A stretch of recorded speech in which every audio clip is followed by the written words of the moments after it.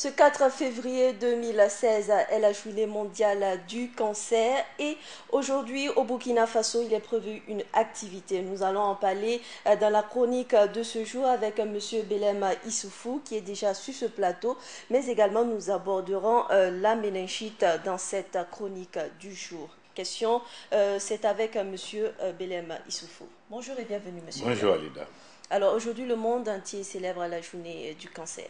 C'est vrai, c'est une journée commémorative qui va permettre aux uns aux autres de pouvoir réfléchir sur le sujet. Et à cet effet, sous le patronage de la Première Dame, dont l'association Kimi, vous connaissez, marche ce soir, du ministère du Commerce jusqu'au ministère de la Santé, avec toutes les associations féminines, n'est-ce pas, que ceux qui sont soit dans le domaine de la santé ou dans d'autres domaines, pour essayer de montrer aux yeux du monde que c'est une question, une problématique qui leur tient à cœur. Alors sortez nombreux ce soir, même sous le coup de 15h30, c'est exact, du côté donc du ministère du Commerce pour lutter ou pour donner votre voix, pour dire non au cancer, à sa propagation, on va le dire comme ça. Alors monsieur Belem, nous parlons également de la méningite, qui est cette maladie infectieuse. C'est vrai, c'est notre thème du jour. C'est une maladie infectieuse, c'est-à-dire que c'est dû à une infection de certains germes pathologiques, le méningocoque, le pneumocoque et bien sûr d'autres germes également. C'est une maladie qui est très contagieuse.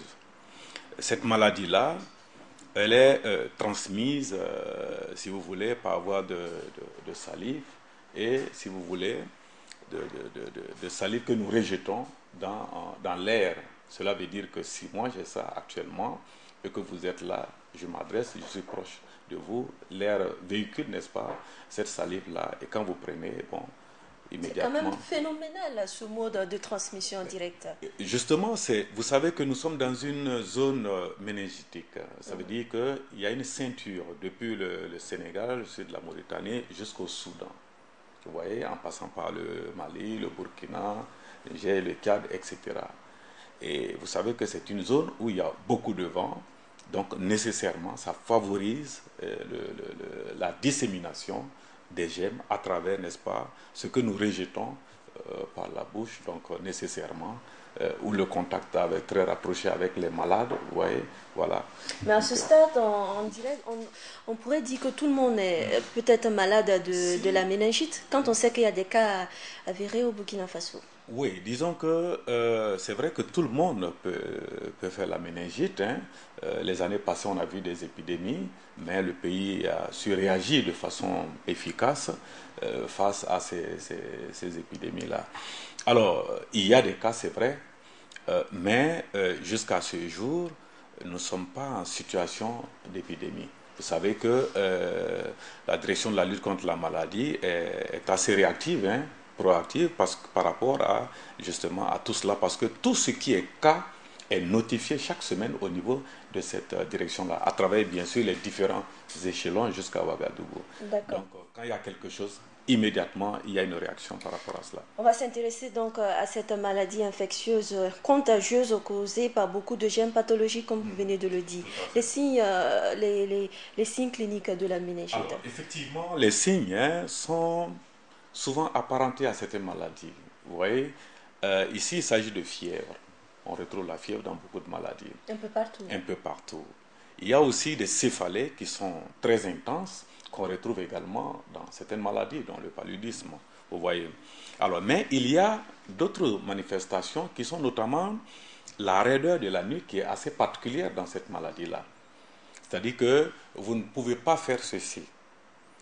Votre cou est comme ça. Bon, et même que j'essaie de faire. Voilà, non, il n'y a pas de souci. Justement, il ne faut pas comprendre ça avec une torticolis. Voilà, tout à fait. Donc, quand vous avez la fièvre, vous avez une forte fièvre, vous avez des céphalées intenses et une raideur de la nuque pour un adulte. Une raideur accentuée très... Oui, c'est-à-dire que quand vous avez des difficultés de faire comme si de baisser la tête, la raideur c'est cela, c'est comme ça. Voilà. Quand vous avez cela, Bon, le plus souvent, il y a beaucoup de chances pour que ce soit la méningite. Mais Mais chez quand les on... enfants, Oui. c'est pratiquement le contraire. Au contraire, la nuque est molle, n'est-ce pas? Il Mhm. y a les autres signes, mais la nuque est molle et on a un bombement de la fontanelle. Il s'agit là des enfants de 0 à Les 2 nouveau-nés, ans. oui. Voilà, il s'agit des nourrissons. Mhm. Voilà. Mais voilà, pour prendre le cas donc de l'adulte, quand on sait Mhm. que les céphalées, la fièvre, ça simule à d'autres maladies, Tout à fait. faut-il attendre qu'on ait la raideur justement du coup Ah non, pas du pour tout. savoir qu'on est peut-être atteint de la méningite? Justement, dans les mesures qui sont préconisées par la direction de la lutte contre la maladie, lorsque vous avez déjà une forte fièvre, il faut aller vers les formations sanitaires. On n'a pas besoin d'attendre.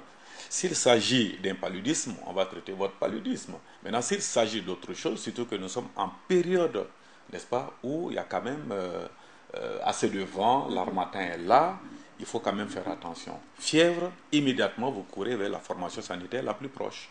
Mais est-ce qu'on arrive à identifier très rapidement le cas de méningite? Si vous allez vers la formation sanitaire, on va vous faire les premiers examens, notamment le TDR dont nous avons parlé dans le cas du paludisme ici. Si on vous fait le TDR, on verra que vous avez le paludisme ou pas.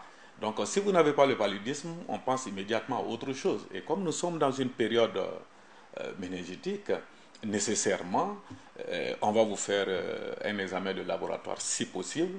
Tout cela dépend, n'est-ce pas, des signes cliniques que vous Mais présentez. est-ce que ces signes-là viennent en même temps? Oui, mais quand vous avez la fièvre, c'est accompagné des céphalées, hein, ça va ensemble.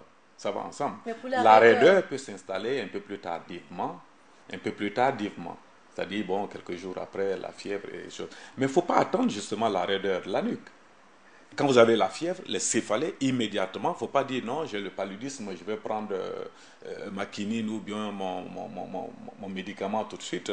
Bon, l'automédication, si vous voulez. voilà, que dites de ces Allez-y, personnes-là qui se sont elles-mêmes? allez-y vers les formations sanitaires. C'est important. Voilà. Les conséquences de la méningite, monsieur. Alors, les conséquences, elles sont nombreuses et puis elles sont vraiment désagréables. C'est notamment la surdité. On peut être sourd, muet. Et on peut également avoir des problèmes au niveau de la vision, hein, ce qui n'est pas bien. On peut également avoir des complications d'ordre neurologique beaucoup plus graves, hein.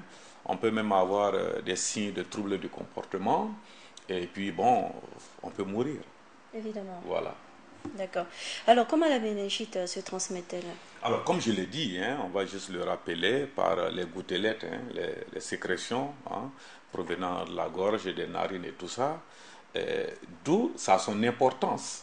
C'est d'ailleurs pour cela que l'on conseille dans les méthodes de prévention d'utiliser les beurres de karité pour humidifier, n'est-ce pas, les voies narinaires, n'est-ce pas, pour Mais ne est-ce pas que c'est que... suffisant, monsieur Belem? Oui, et en fait, il s'agit, nous allons aborder la prévention hein, directement, il s'agit de protéger les enfants et soi-même. Il y a quand même assez de vent dans la circulation. Quand il y a du vent, il ne faut pas prendre le vent directement parce que ce vent-là est accompagné de poussière. Voilà. Et ces poussières-là, nécessairement, contiennent des germes. Et quand vous avez les narines qui sont craquelées parce que vous n'avez pas humidifié ça, ça veut dire que ça ouvre des portes pour l'entrée des germes. Et comme le cerveau est à côté, l'infection est très rapide. C'est pour ça que il faut... Mais ça contribue énormément à la lutte. Et que direz-vous plutôt à l'endroit de ceux-là qui pensent que la méningite, ça peut venir avec le soleil, les mangues vertes? C'est des idées reçues. C'est juste des idées reçues. Je crois que nous avons atteint un stade aujourd'hui où les informations sont là, hein, c'est Mais scientifique. est-ce que ça démontre justement la non-information de la population? Oui, je peux le dire ainsi. Ça dénote la non-information. Je crois que nos chroniques rentrent dans ce cadre-là. Amener les populations à comprendre qu'il y a certaines choses qui ne sont pas le fait du hasard, mais qui sortent de notre comportement au contraire et qu'on peut lutter efficacement contre. Il suffit tout simplement d'adopter certains comportements. C'est tout. Faut-il attendre les fortes périodes comme celle-ci? Non, pas du tout. Pas du tout. C'est-à-dire que quand vous voyez les périodes, chaque période a pratiquement ses mots, comme on le dit. Et tout est lié à notre climat. Nous ne pouvons pas changer notre climat. Ça, c'est sûr. En période de pluie, nécessairement, on va efficacement lutter contre le paludisme. En période de sèche, avec vent, harmattan et tout ça, où pratiquement les lèvres craquellent, les narines craquellent, ça ouvre des portes, mais il faut se protéger. Voilà, c'est ce qu'on peut dire. Et monsieur Belem, quand parle-t-on d'épidémie de méningite? Alors, on parle d'épidémie quand on a 10 cas, hein, rapportés à une population de 30 à 100 000 habitants, ce qui n'est pas le cas actuellement.